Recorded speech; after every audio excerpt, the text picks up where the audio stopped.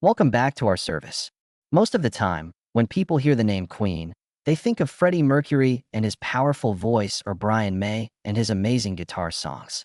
Still, John Deacon, the quiet but skilled bassist, was an important part of the band's success even when he wasn't in the spotlight.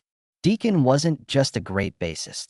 He was also a musical genius and a quiet leader who worked behind the scenes. As for why someone who once captivated the world with timeless songs chose to live alone after reaching the height of his fame, Brian May recently shared his deepest thoughts on this choice. He has been on many of Queen's tours with Deacon. In addition to being a story about withdrawal, this is also an emotional trip, one with friendship, loss, and inner battles all woven together, painting a picture of an artist who is both complicated and real. From his early years as a music-loving kid to the peak of his incredibly successful career, and finally to his decision to live a life away from the spotlight, this piece will follow John Deacon's life. Did you ever think about why John Deacon, who wrote great songs like Another One Bites the Dust, quietly left the stage? Come along as we try to figure out what happened to this unknown hero. Beginnings. Born on August 19, 1951, in Leicester, England, John Deacon came from a simple working-class family. From a very young age, Deacon had a strong love for music and a natural interest in science. Deacon spent a lot of time taking apart electronics to figure out how they worked while his friends played outside. His childhood wasn't very eventful, but the peace and quiet helped him develop his imagination. Early on, he learned to play the guitar by himself in the evenings when his room was empty. As a teen, Deacon joined a local band and quickly became known for both his musical skills and his natural ability to know how to use sound tools. Deacon had skills besides singing. He did very well in school as well. He got his degree with honors in electronics engineering from Chelsea College of Science and Technology. This academic background gave him a unique point of view when he joined Queen, not only as a singer, but also as a technical innovator who made a big difference in the band's sound. Deacon was quiet and shy, but he often shocked people with his ability to combine art and technology. His early years not only gave him a chance to improve his skills, but they were also a strong foundation for becoming an important part of Queen's fame. Here's how John Deacon's story starts. A young guy who was eager to learn and build a career in music and technology, becoming a quiet musical genius in the process. What made him famous in Queens? That journey started with a turning point in 1971, getting a job with Queen. When John Deacon joined Queen in 1971, the band was still looking for the last member to finish its lineup. Few people could have imagined that Deacon, a quiet and humble young man at the time, would become one of the most important factors in the band's success. From the first time they met, the other members knew he was different. While Freddie Mercury was flashy, Brian May was confident, and Roger Taylor was fiery, Deacon added a calm and sharp presence to the band, both musically and strategically. Deacon wasn't just a bassist in the beginning. He was also a technical inventor and a very creative thinker. One of the first things he did was create the DC amp, a sound amplifier made from old parts. This idea was very important in helping Brian May make Queen's famous layered guitar sounds, which made the band's music stand out. Although he often worked quietly behind the scenes, Deacon had a big impact on Queen's music because he was always coming up with new ideas. In addition to being good at tech help, John Deacon was also a great songwriter.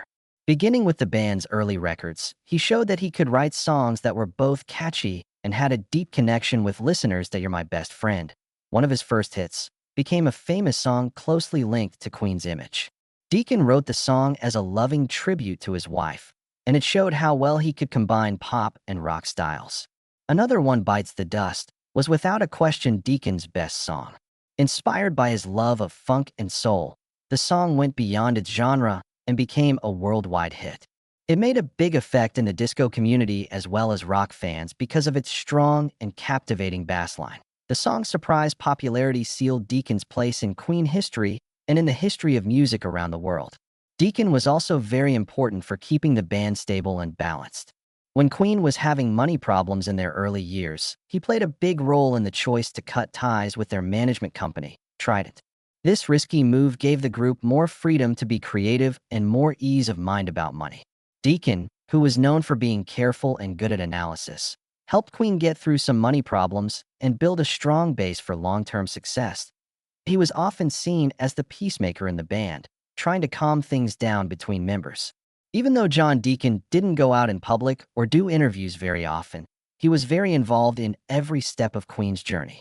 He made quiet but important contributions, from records like A Night at the Opera, which had the famous ballad Love of My Life, to The Game, which used new, experimental musical elements. Deacon was a bassist, but he also played other instruments, like the rhythm guitar and the keyboards, and sometimes he sang backup during shows. He was always willing to play different parts in the band's music. Not only is Deacon's journey with Queen a story of ability, but it's also a story of quiet dedication and persistence. He didn't need to be in the spotlight to leave an impression because he was quiet. In addition to music, he brought planning, thoughtfulness, and understanding to the band. It's possible that John Deacon isn't as well known as Freddie Mercury or Brian May, but his work with Queen and his friendship with Freddie Mercury are inseparable parts of the band's legendary position. The bond between John Deacon and Freddie Mercury was not just that of bandmates. It was a deep connection between two people whose personalities were different but complemented each other. Deacon was shy and quiet, and he liked to watch from the sidelines, while Mercury was sure of himself and brave. This was exactly what made the relationship special, letting both of them bring out the best in each other. John Deacon was often urged by Freddie Mercury to try out new ideas and see how good he could be at writing songs. Mercury always found Deacon's hidden ability, even though he didn't like to talk much. He then made sure he had chances to shine. Mercury always gave strong backing to Deacon's songs, like You're My Best Friend and Another One Bites the Dust. With his artistic vision, Mercury helped Deacon improve his ideas and make them into works of art that will last forever. Their relationship went beyond working together on music and became a real friendship. Mercury, who is active and lively, seemed to balance out Deacon's quiet and careful personality. Mercury pushed Deacon out of his comfort zone during hard times while protecting him from outside forces. In turn, Mercury could trust Deacon, especially during private, sensitive times that he couldn't share with many other people. That was until Freddie Mercury died in 1991. Not only did Mercury's death hurt Queen a great deal, it devastated John Deacon as well. When his close friend died, it left a hole in his heart that can't be filled. Mercury did more than work with other people. He made a big difference in Deacon's life and work. After Mercury died, Deacon lost both a close friend and the thing that kept him interested in music. Deacon tried to keep going after Mercury died, but he quickly understood that everything was different without his friend. The record Made in Heaven and the song No One But You, Only the Good Die Young are two tributes he was in. But the feeling of emptiness got stronger every time he worked without Mercury. Not only did he do these projects to remember his late friend, but they were also his last goodbye to an important part of his life, the choice to back out. After finishing the dedication song, No One But You, Only the Good Die Young, with Brian May and Roger Taylor in 1997, John Deacon officially ended his time with Queen and all of his music careers. People were shocked by this move. The only way for Deacon to keep himself from feeling the terrible mental pain of Freddie Mercury's death was to do that.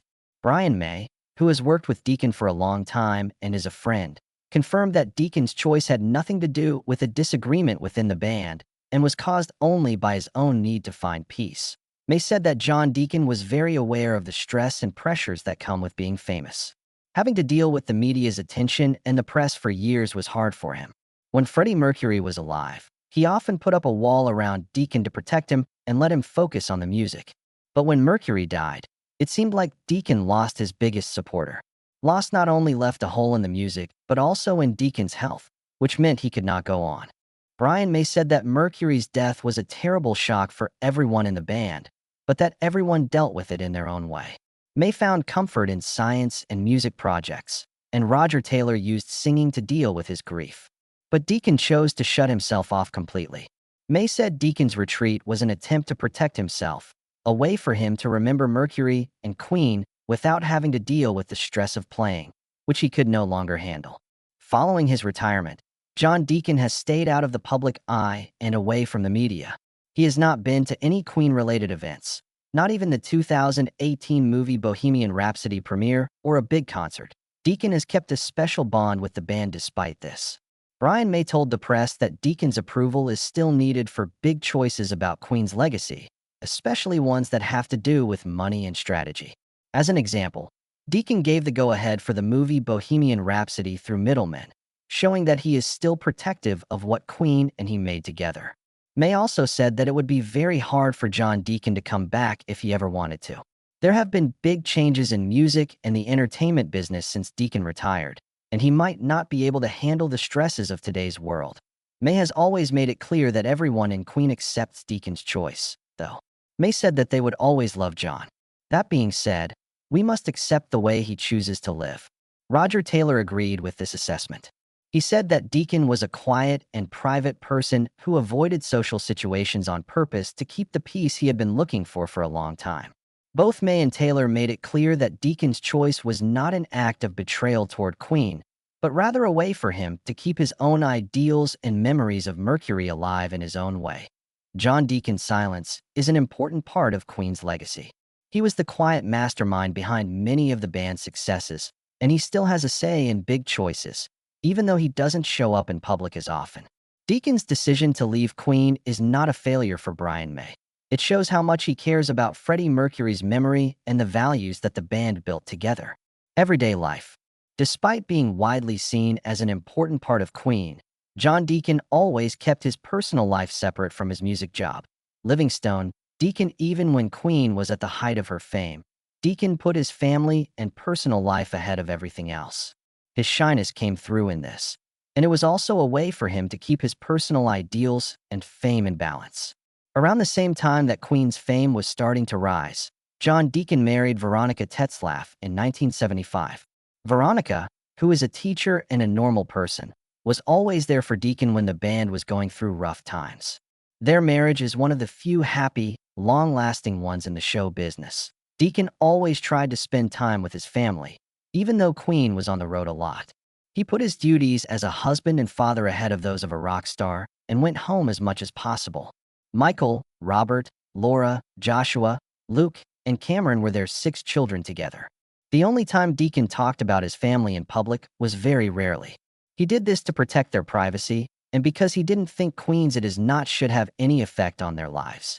Not sure. His friends and co-workers said he was a loving father who taught his kids realistic values and humility instead of letting them get caught up in the exciting world of music and entertainment. John Deacon spent almost all of his time on his family after he left the public eye in 1997. A quiet life away from the spotlight he chose in London. Even though Deacon was very rich from Queen's success, he and his family lived a simple, unassuming life.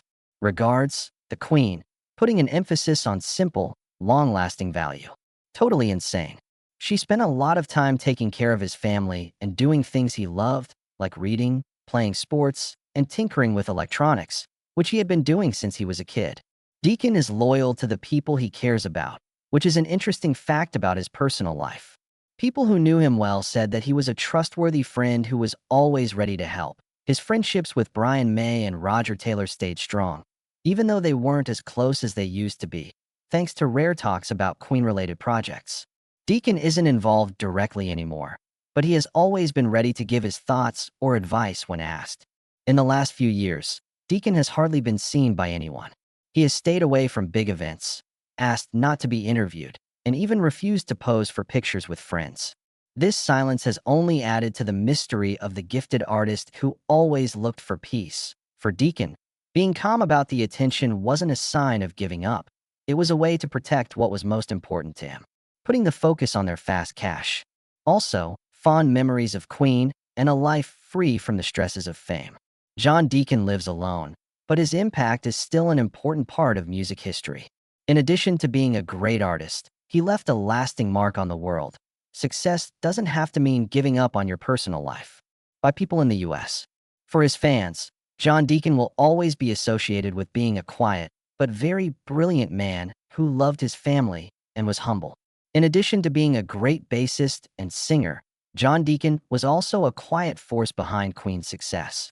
During the golden years of the band, he was a stabilizing force that brought the members together and made important choices about money and strategy. In addition to giving music, he stood out in the flashy world of rock because he was humble, dedicated, and quiet. except that being rebellious and brave is often admired.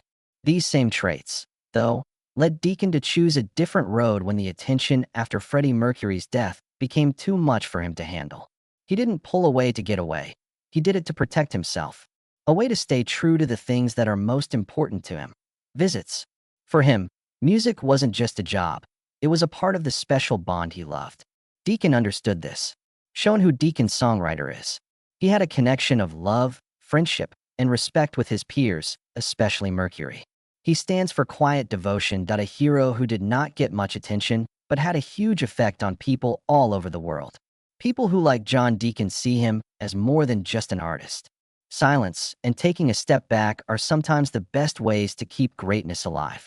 Finding a balance between fame and personal values is what John Deacon's story is all about. It's not just what you do on stage that makes you successful.